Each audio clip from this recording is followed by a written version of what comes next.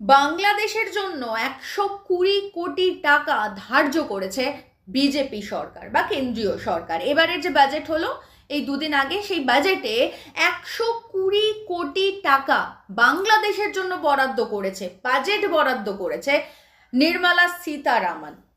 আপনাদের বলছি, মানে আপনারা যারা দুবেলা বাংলাদেশের মানুষকে ভীষণভাবে অপছন্দ করেন, আপনারা দুবেলা বলেন যে ওখানে নাকি প্রচণ্ডভাবে হিন্দুরা আক্রান্ত হচ্ছে, তার জন্য কান্নাকাটি করেন, সেই আপনাদের গুরু প্রধানমন্ত্রী নরেন্দ্র মোদীজি এই যে ঘটনা, এই যে হিন্দুদের অত্যাচার যেটা বাংলাদেশে চলছে, সেটা নিয়ে কখনো একটা টু শব্দটা পর্যন্ত করেননি।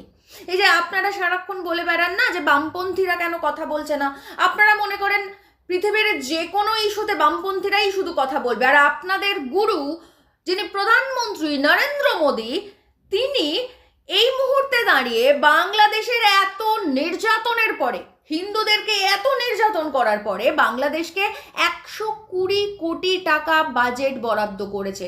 কেন বরাদ্দ করেছে? কারণ ওই বাংলাদেশের মাটিতে এদেশের ইন্ডাস্ট্রিয়ালিস্টরা, শিল্পপতিরা ব্যবসা করে।